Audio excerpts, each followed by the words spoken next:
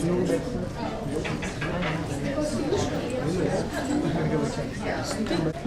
and Asha and I are delighted to talk to you about millennials and the workforce. So what we're going to really talk to you about are people between the age of 24 and 40, and it kind of relates to, oh, that's the lady over there, yes, who was talking about the parents and the mothers and WhatsApp. So we're actually talking about that generation of workers and what they're facing today. Topics that we're going to cover are things like, what are the trends as the digital world changes, as industry 4.0 changes? How does it impact their jobs, their skill set? What skills do people need to get in and out of the workplace? How bosses and how leaders have to change to accommodate them as well. So I'm going to make a brief introduction. My name is Jackie Baptist. I'm actually Malaysian. I live in the United States, and I run a company called Future Lesson. And we're basically an online math and a STEM program online for children. And now I'm going to let my presenters introduce themselves. All right. My name is Shobna Jayamadavan. I'm the AVP of External Relations at Simon Fraser University in Canada, and really happy to be here and with these wonderful women. Look forward to the discussion this afternoon. My name is Sangeeta Pandey. I have my own company, Corporate Life Skills. We work with people in corporates and also people who are wanting to get into corporates, and not necessarily corporates in the traditional sense, but also into just the workplace. We support them in acquiring what we think are skills necessary to be successful in the workplace. So you could be a student, mother returning to the work after a period of time, somebody who's never worked at all but suddenly decides to work. So we support just about everyone who realize they have the potential to, but possibly don't have the confidence or the experience to get back into the workspace.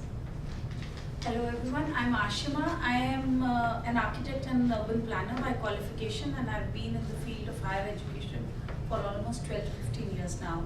I am currently a vice principal and a professor at a university in Ahmedabad, an international university, and I'm also the course director for the Masters of Urban Design program, which we are a very, very ambitious program that we are starting, very different to the way it is currently being done in India and across the world, and we're basically trying to address what the world needs today in that profession. Perfect. So the four of us actually work in different parts of the world. Shabana works in Canada, I work in the US, UK, and India. So hopefully we can give you guys a perspective that's kind of varied, and I think also we work in different professions. I work in technology, and you work in education and government, and you're in engineering and higher education. So hopefully it's a varied perspective of what we're seeing out there today in the world as it continues to change for this generation.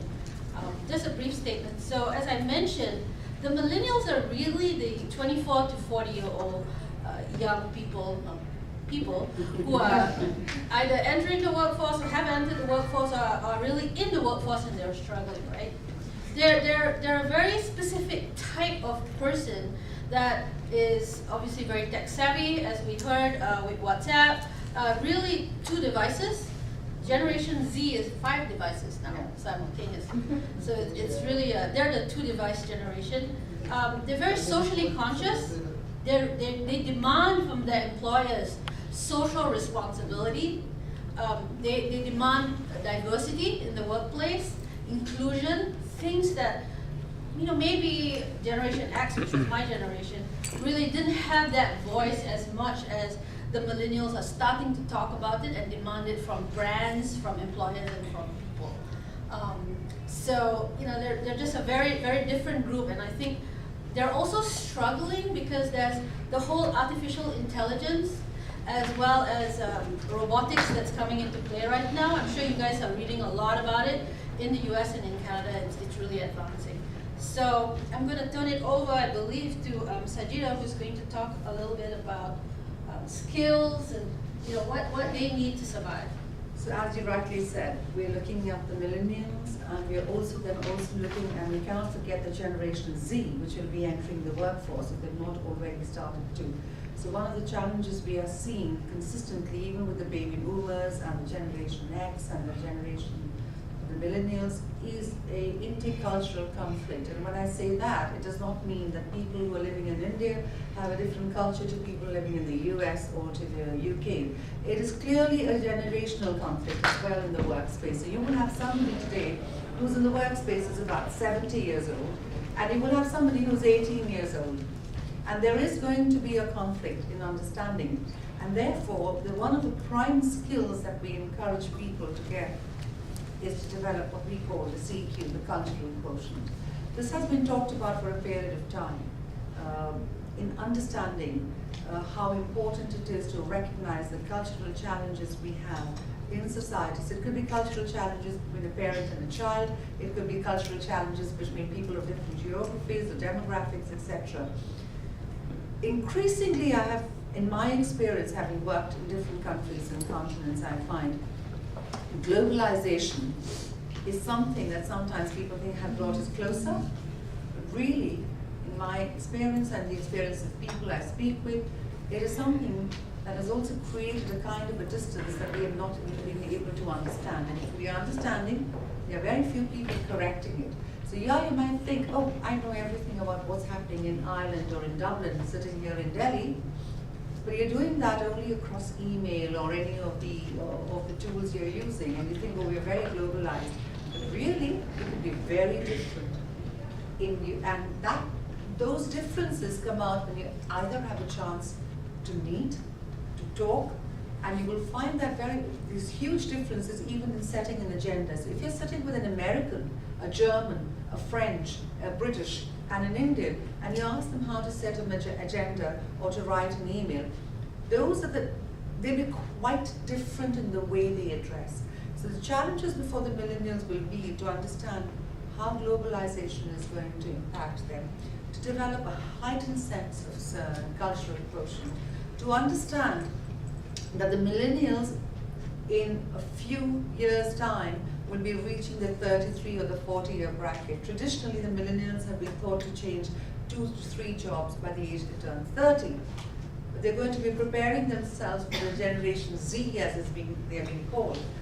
And so you have to have at least 4 or 5 things: interpersonal skills, excellent and heightened cultural and communication skills, understanding that globalization is not what we think as bringing people close to us. In a sense, it might just be taking you away from people without you even realizing it. So these are the 3 things I think we need to focus on at the outset.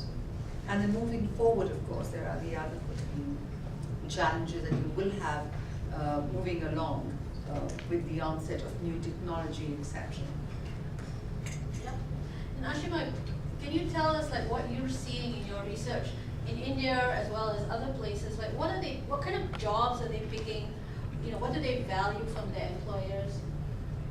So there's a very interesting study I came across. Last year's World Economic Forum had a report on the upcoming opportunities. And they listed some 15-20 list of jobs which are going to go redundant in the next 20 years. Many of those we can't think that we can live without them right now. Things like administrative assistants, things like people like cashiers, tellers in banks. Many of those jobs, lawyers. The report says the lawyers are not going to be required. So many of, what does that mean? That basically we are saying what the world today is moving, urbanizing at a very, very rapid pace. And more rapidly, what is changing is the technological developments.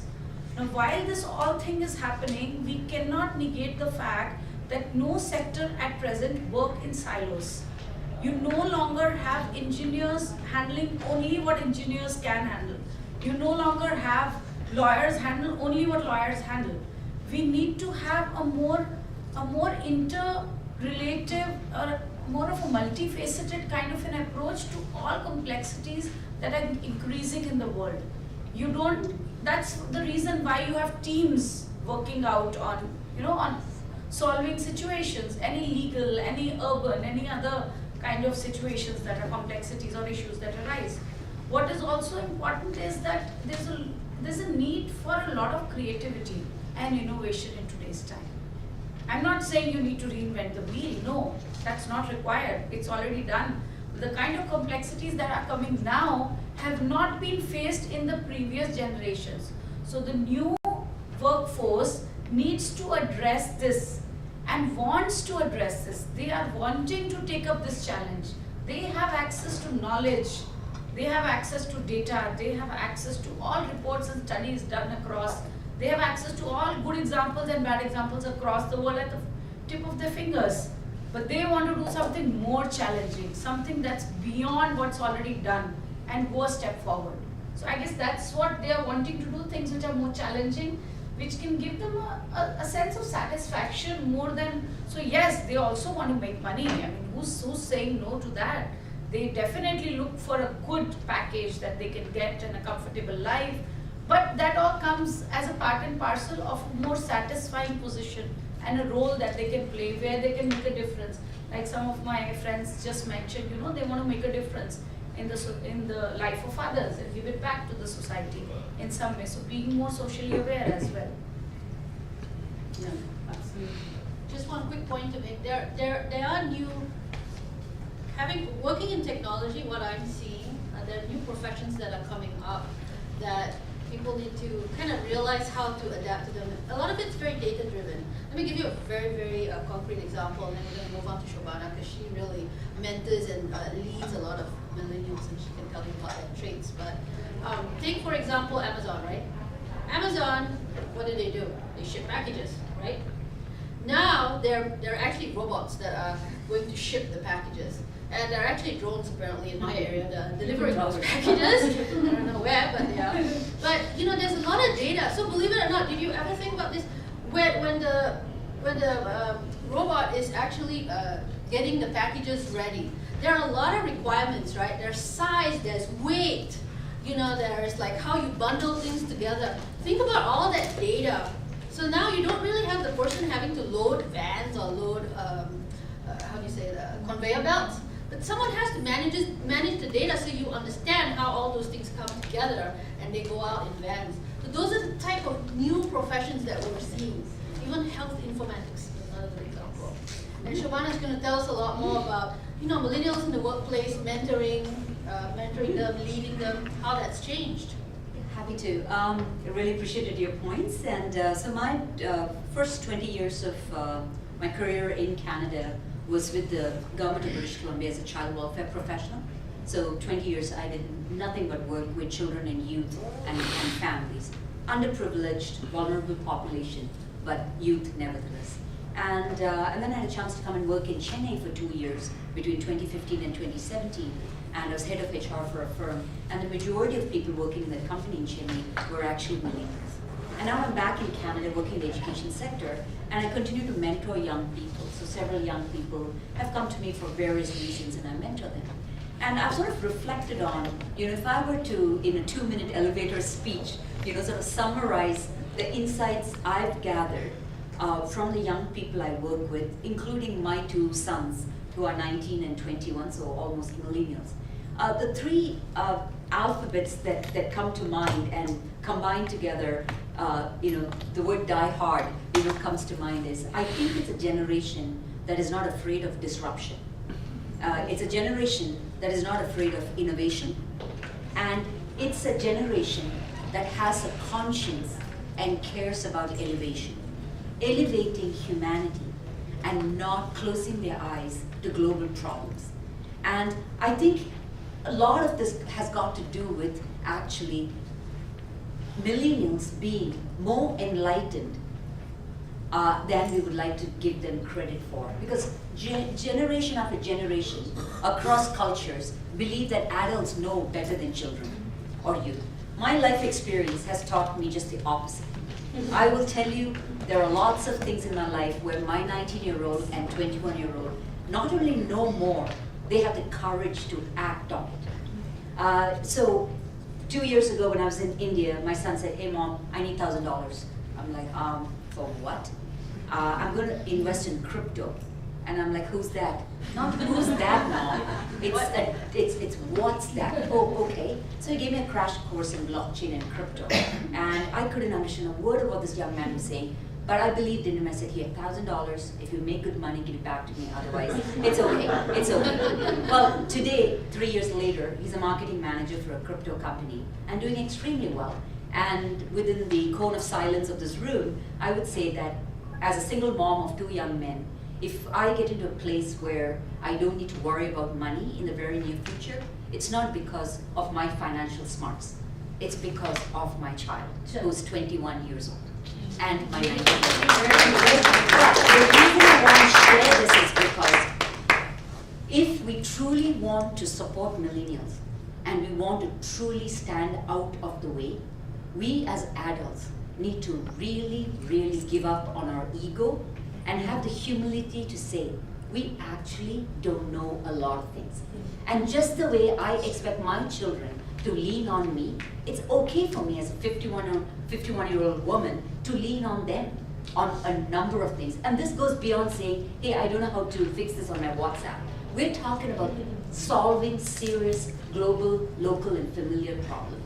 When it comes to innovation, right? When you look at the number of startups around the world, we look at the number of apps that have been built, we look at innovative solutions to take care of hunger. I was reading about this young girl in the UK who came up with this great idea to just connect restaurants and all the food that was getting wasted. Right? Really? Is it rocket science? No. But this person believed in disruption, believed in innovation, and they cared. And my children have told me, you know, we are going to have a tough life growing up, Mom, because your generation thought they knew a lot and they were fundamentally selfish. They were so bothered about what they achieved and so bothered about what the immediate family achieved. You know, like my child has to go to Harvard, or you know, my child has to do better than the neighbor's child. It was never about our community needs to do well. So I think the trademark of the millennials, whether it's in the workforce, whether it's in the home, whether it's in the community, is that they have the courage to think differently, and they have the courage to unapologetically say, you guys didn't get it right, give us a chance. Yeah. Back to what you said, one of the core trademarks and hallmarks of the millennials that have been identified is that they like to live in what they call a globalized world, wherein they don't want to be put in a silo, taking that word, I'm an Indian, I'm an American. They feel if they are successful, they should really be global citizens. And that in itself is a challenge. I mean, nobody sitting in Delhi wants to think just because a person with an Indian passport, I should be restricted to ABC. They're looking to change, challenge, and disrupt the existing systems and move forward from there. So, any questions, anyone? A small point here. I feel design is something that is coming up in a big way in today's time. Design, when I say in education, every sector. Design is no longer a luxury, it's become almost like a need. It is mandatory for any solutions, for any resolving any issue that is emerging. And this new generation, because of the reason that they're sensitive to what you said, they're compassionate, they care, so all these apps that are coming out, these are all design solutions. They are innovations, they are creations that people are developing. They could be social creations, they could be economic creations, they could be physical creations.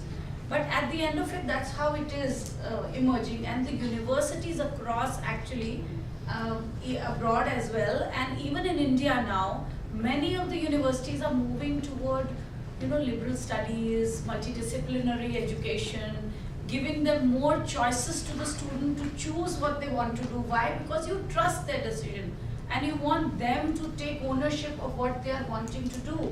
And they are sensitive enough, like you said, and some of the courses are so amazing in some universities, they sensitize people. They actually are developed so as to build compassion. Even in our university, we try and do that. We take them to communities and we say, be with them, live with them for a week in a slum, stay with the families and then see what they feel and then find solutions to their problems. just being in your classrooms, going into a lecture room, you will not be able to find solutions to these issues. So I guess those are the things that people are wanting to do also, and the universities are apparently, kind of facilitating that. And the new generation is wanting to do such kind of courses and education. One question to you, moving in towards the millennial workforce, there are a lot of robotics and those drones ushering in the jobs. So, like unemployment being done, how do you satisfy or how do you give us a way or a key to counsel the guys who are out of jobs? It's a very big mess what we are facing, having palm cloths on our hand, and a lot of data is authentic, unauthentic is not known, and we don't know who's an engineer, or everybody cannot engineer things, Yes. right? And today in the doctorate field, everybody is expecting robotic surgeries as well. So you expect that the engineering element should be there in every education field. How do you think we would be able to calm down and satisfy and fuel kids in the society? Can you give me a way for this also? So, like you said, a lot of these jobs are getting, redundant or whatever, they're closing and we have unemployment things. But what Jackie also pointed out, that there are many new fields which are emerging. Exactly. So I guess the whole idea is to have an education which is more futuristic, more upgrading you to the newer skills that you need. It's not that unemployment is going to increase, but it is a different kind of employment that will come up. The Can I give you an skills- example on Yes, this? So please do. in the UK, and I will draw mine from the UK, the tellers on the cash till Right. did not know how to use tills. Right. And when the tills were introduced, the biggest challenge was that many people are going to be made redundant because they don't know how to use it. The same thing happened when computerization came in. And the same thing happened when our TFL transport, started automating everything. So a lot of people, the human element and the ticket counters, etc., were reduced. But like you said, they had to reskill. They had to reskill, adapt to new technologies. It's not that unemployment will ever go away. It's just that there's a term called obsolescence. And the smarter the people, 4 years ago when I checked, obsolescence is only 6 months old. So if you've not retrained yourself in the last 6 months, you're really not getting forward in your progressing in your career. And that sounds terrifying, that's the way it is. So you have to just retrain your Yes. skill. Unfortunately, it sounds very harsh. That's the way it is. You need to keep refreshing That your you skills. don't understand, but you want to say something about it, yes. I think there's a term, it's called a lifelong learner, Yeah. right? Yes. And in reality, you have to change from the idea that, hey, I'll go at 18 years old, I'll go to college, I'll spend 4 years, I'll learn this one thing, and I'll spend 40 years working in that Yeah. one field. Life's not like that, right? True. So in reality, my generation, I'm Generation X. My friends and I, we have basic coding skills. Do we want to be a computer programmer? Absolutely not. Do we need certain skills like HTML or some JSON or some understanding or some ability to do that? Yeah, and when did we learn it? We were probably in our 40s, Yeah, but we had to learn it, right? there's no getting out of it. Absolutely. You've given us that key. You've given us that key. Yeah, it's a lifelong learning. That's what I want your everybody to know mentality. that. Yes. Yeah, it's your Because mentality. it's very important today. So the attitude has to be Yes. be a learner. Because psychologists are also facing this problem today. So coming back to what she said, again, from the UK, we have something called CPD. Almost all of us who are working, especially all working professionals have to demonstrate they've done a CPD. We have a dentist here, she has to do it, she's a dentist, but she must be doing about 20 credits or 25 Oh, credits. accreditation, you call accreditation. 75. Yeah, you have So to 75? No, that's it. Yeah. So CPD means continuous professional development. Yeah. We all have to do it. I run my own center. in which I have to demonstrate in this year which book did I read, what training course did I go for my license to be current. And now, I'm not saying the UK is great or is a leader, but I can only talk to you from that because I've worked a lot of my time there. Even in academics in my university, you have to, I mean, for your regular appraisal, for more than that, because the kids today are so smart, to be up to the mark, you cannot have an age or data and info. They'll Google in the class and say, ma'am, no, what you're saying is a 2 years back data. This is what is the new. So you have to be up to date. And in fact, you have to be 4 steps ahead of them. Only then they listen to you. So it's a huge challenge that we face as well. I just wanted to add something to what they said. I think the fundamental difference is, I think the definition of employment has fundamentally changed. My father worked in Malaysia for 25 years with one company. Yes. And then he moved on to Saudi Arabia, worked for 5 years with one company, and then he retired. Mom was a housewife, raised 3 kids. I worked with the British Columbia government for 20 years and was on my way to work another 5 and retire when, for personal reasons, I had to move back to India. And then I did what I needed to do, and then I went back. And so I think up to my generation, I'm 51, I think there was a sense that staying with one organization and getting really good in one field and then getting to the top or getting to the middle was success. So I think with this generation of the millennials, they don't care what you and I think about success. They define their own success, right? And the reason why there is so much angst in many parts of the world, especially in shame and blame cultures. So like the Asian cultures, and this is just a general broad stroke I'm giving you, right? Because there's beauty in all cultures.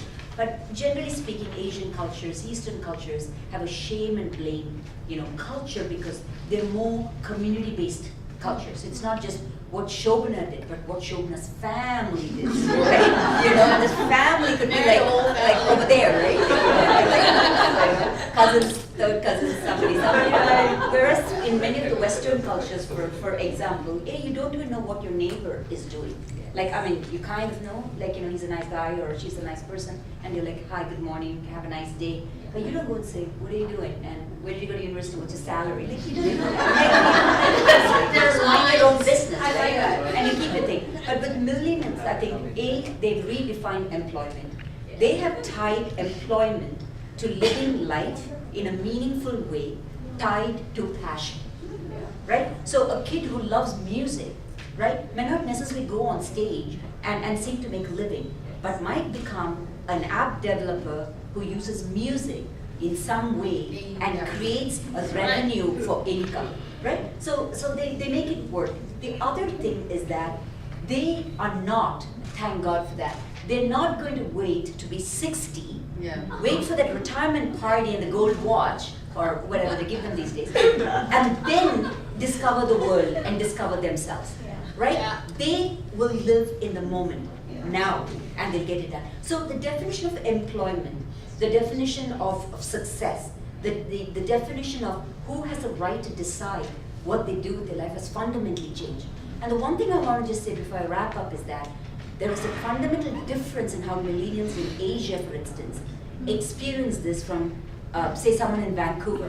Because parents in Vancouver might say, okay, but you want to do what you want to do? Sure, fine, live with me, pay rent, and do what you want to do, right? But they won't necessarily sit on top of their head. But in many cultures, there's a fundamental belief that parents not just know better, but they have a right to tell you what to do. So I personally feel, having grown up in India, gone to school in India, and having lived here recently, millennials in countries like India actually have a tremendous struggle, not just at a societal level, but just within the 4 walls of their home. They have to prove to the world that they're great. They have to prove to own mom and dad and uncles and aunts that they're great. So this could lead to serious mental health issues and put a tremendous amount of stress on them. So I think as a society and as mentors and leaders, we've got to really challenge, and as adults, we've got to like point fingers at other adults and say, you're really being a bit silly here, grow up. The world has changed, you know, rather than a child having to fight day-to-day battles at home. Let's read take one question. yeah, let's take 2 questions and then let's have these guys, because these are clear millennials, not millennials. They should give us a few comments once we take the 2 questions. Yeah. Right So there. I started my own organization and I work in the sector called peace building and education. So as a millennial, what problem I face is of credibility. Yeah. When we sit with people who are in late 40s and 50s, our voices are not heard. When on a policy table, I sit and give my policy recommendation. First, I'm a young person. Second, I'm a woman. Why my recommendations are not recorded in legally? Why are they not credible, or are they not valuable? I don't have any experience. Then why have you even called me on the table just to show people that yes, we are inclusive enough to call a young women on a table? And this is not just in India with Government of India, but it also at UN level. It's also at Commonwealth level. So how can we bridge that gap? Can I say one thing? Have you guys seen that new movie about Ruth Bader Ginsburg? You should go watch that, because you could be Ruth Bader Ginsburg of India. It's exactly what she faced in 1976. But that's all right. But any new thing which change the society needs, it is tough in the beginning, and I guess you people are facing that. So the challenge you're facing is something not new. We've all faced it. In some way or the other. And some way or the other. I mean, we may have had liberal parents who allowed us the career, but then we may not have had a liberal organization. We have all faced it. Sometimes people say it's your caliber, it's your accountability, it's the quality. Or sometimes, or not sometimes, many a time, women have to prove themselves twice as much as men do, only to get that hearing. And it's unfortunate, but there is a campaign, global campaign, and I think India is also campaigning really hard to make sure that young voices are heard.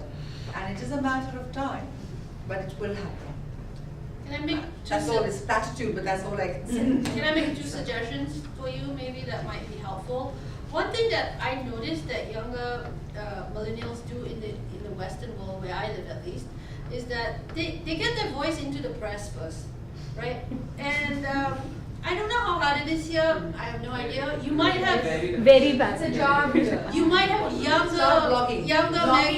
but you might have also younger magazines or things like that. I look in Singapore. I see a lot of like 30-year-olds in the Straits Times and stuff like that. But that's one thing, is to get your voice out that way. But the other thing is to align yourself with somebody who's already very credible, and that can elevate your voice. And a lot of times it's that networking and just like really using them or getting their help, their backing, because clearly it's hard, right? So you need someone who's got that, gonna kind of push you up and give you that Why credibility. I actually asked this question was because when we see people like you sharing the emerging trends and how we young people are changing, and our expectations, our outcomes are completely different from what is expected.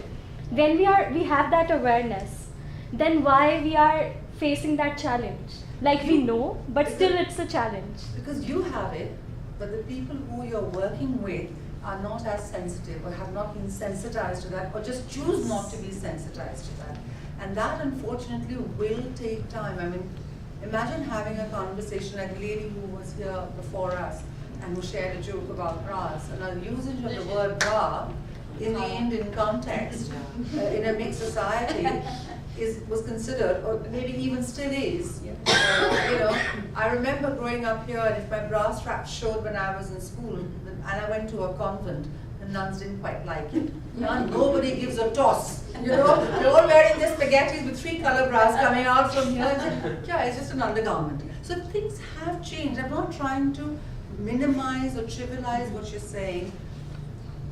It is not you, it is the people around you that need to be coached, they need to be told that they have to do it. And one of the skills that I forgot to mention that the millennials really need is what she said, networking.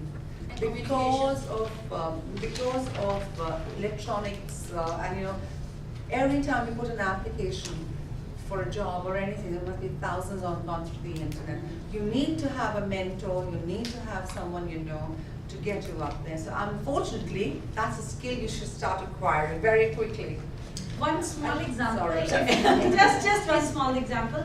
A young boy, a millennial, about 5 years ago in Ahmedabad, was very compassionate about something, which was poor people, poor children in slums of Ahmedabad. And he was really concerned that they don't get food, they don't get choices of food, they don't have proper clothing, proper education. He wanted to start a drive. He went to the corporation, the urban local body, to start that. He went to a couple of NGOs who kind of say that they do a lot of work. Nobody supported him. 4 friends of 19 years of age started this work, which is called Asman Foundation. You may Google it. It's quite well known. It has a network of more than 600 students, only students, believe me, from 18 to 24, 25 years of age. Only students are part of this. 600 students are members, and people come off and on of activities. They do a shopping festival twice a year. They do food festival twice a year for children, and they teach the students throughout the year. They give them uniforms, they give them books. So a lot of these efforts, and they're not taking any mileage, they're not taking any sponsorship from anyone. And huge number of people in the city of Ahmedabad are contributing. Gunj you must have heard of. Yeah. Gunj is a big name. This has come up only in Ahmedabad. Now they've started spreading out to cities like Bangalore and Pune as well, and starting work there. So I guess network, what she said, get more people attached to you. Larger group would be better. Question Can we go there first and then you? I think she asked a long time ago. Yes, so my name is Dr. Emily Letran. I'm a dentist, and I also started doing high performance coaching because it's very aggravating to me where people don't strive to be their best self. And I think one of the things with millennials that really bug me, and I do have to, is sometimes it's the lack of their appreciation for tradition. We talked about that in an earlier session. In an earlier session? Today, at about 11 o'clock. Go on then, sorry. Oh, Yeah. no, I was in the room. Okay. Yeah, but I think what they do is they embrace, whatever Google says, whatever social media say, and sometimes there's a lack of appreciation for the tradition from the family. So, and you, it seems that you all take the side of, being very open, and so I'm going to take I'm going to take the other side and ask you, how would you bring in the tradition? I mean, let's say in the workplace. I have employees who text me, I'm sick, I'm not going to come in. Right? Raise a disciplinary if you have it in your staff. No, but I mean, this is something that is very common with young people where they just text you, right? And they don't call you, and they think the text is the same as a call. Or maybe it's just in America, because that's where I live. So for example, and I understand it's disciplinary, like if you give them the rule, but they still do that, because that's where I think the lack is from, the respect for the tradition. Don't you, as an employer, you should maybe set that expectation that that's not okay for you personally. It's possible. So we don't allow text messages in our office unless you're dying and you can't talk. That's a standard, So if somebody is not showing up for work and they're on the front line, like in retail or stuff, they have to call in 2 hours before. Obviously, if it's fallen ill 30 minutes before, there's no choice. But we've set that, and if they do it more than 2 occasions, then they don't get that month's incentive or that month's whatever sharing there is. Third time round, disciplinary and mental. Go ahead. You've been very patient. Yes, Yeah. we have to hear from you guys. So I have a question for you. So since you followed family dynamics very closely, I want to ask you as to I am an aspiring actor. I used to write in my childhood, when I was in 7 and 8 standards. But my mom, although she's a working woman and she's in a very high government position, but she was never supportive of my ventures. So as a millennial now, how do I try to convince my parents that I want to get into this acting field or in some other creative field, like creative direction or We need a technology right Yeah. Well, I'm sure it's first and foremost, congratulations for finding your passion at a young age. So it's a complex context you're in, right? Because you're within a traditional context, and then maybe your parents have, you know, slightly traditional ideas. At the bottom of it all is usually very well-meaning love for you. They want you to do well in life so that you don't have trouble paying bills. You won't have trouble, you know, finding a partner. You know, the intentions are all very well-meaning. The problem is that if you wanted to do things their way, you will end up probably being quite unhappy because you will not be following your passion. So I'm a true believer about being very open and honest and not being afraid to challenge. So I'll share something with this group. My son was 21, took 2 years of gap years after grade 12. So he didn't go to university. He traveled for 2 years, finding himself. So when I told my mom what my son was doing, he said, "What do you mean finding himself?" I said, "He's trying to find himself." He says, "But did he lose himself?" No. He's just trying to find himself, Mom, and he'll come back in 2 years. So he wandered around Asia, he learned to cook, he learned to ride a bike, he read hundreds of books, and then he chose to do communications. So he started communication degree at 20. So he's now almost 22, and last week he told me, "Hey Mom," hey Shobna, he calls me Shobna, he doesn't call me Mom. So he says, "Hey Shobna," which I know is with a lot of love, so I'm fine with it. "Hey Shobna, I'm going to drop out probably next year, just giving you a heads up." So I said, what happened? Like not enjoying communications anymore? He says, "No, I love blockchain and crypto. The communications degree is not going to cut it for me, Mom. So I'm going to take a break, not waste any more money, but I might go down that path." Now, how am I okay with it? Because I do want him to be okay in life, right? It's because he did not give up talking to me and eventually convincing me that he knows what's best for his life and to be happy, right? So when you are on the right track, it's usually tougher. You know you're on the right track if you're fighting a battle with your loved ones, with society. That's at least my life experience. So it's about being persistent. But at the end of the day, you've got to be able to pay your bills, right? Like you've got to be able to take care of yourself. You've got to do, things, to be okay in life. So the question is, as you're pursuing your love for acting, how do you also find a pathway where you have skills for a plan B, should plan A take much longer, right? But never give up on your dream, your one life. Yeah,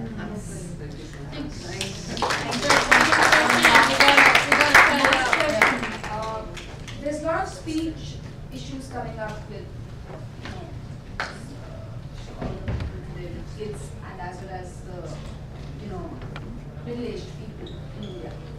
So how do you suggest us to deal with that kind of a situation? How do you guys deal with it? Because this speech, this hearing impairment and speech therapy is very nascent in India. It wasn't there earlier, now it's burgeoning. I mean, a 40-year-old man or an engineer working at the airport also would require a hearing aid. A 13-year-old, child would be like, one ear is gone just because of the lifestyle issues. How do you suggest us, because there's so many kids who are emerging kids also. How do you help us with that? Do you have any Yeah, that's not my area. Just quickly. So all of us have abilities, and all of us have challenges. Some of them are visible and some of them are not visible. True. Right? So, for example, I might have a mental health issue that's not visible, but I'm still impaired, right? You know what I mean? So basically, I think we are now more aware of the whole range of abilities, and we no longer call it disabilities, we call it differently able, right? And so it's about making sure right from K-12, kindergarten to grade 12, at different points in time, that you have a way of quickly doing a check to just make sure people are developing in a way that's healthier and that could bring out the full potential. No, so I just want want to to I think know we're about the not gender. medically qualified. No, not so that- medically So if qualified. you're saying it is because of the usage of too much excessive It's usage a of phone. Yeah, so that's earphones, yeah. loud I'm music. using I'm talking which is about not the gender. best for us. Yes. We've got So another I think you session. guys, we probably need to have a one-on-one conversation. Yeah. Sure. Only because I think are we over? Yeah, we are. She rang the bell twice. The next session is. All right, thank you guys Thank very you, much. guys. I really Thank enjoyed you. it. Jackie, Yeah? Just take this for us. Oh, just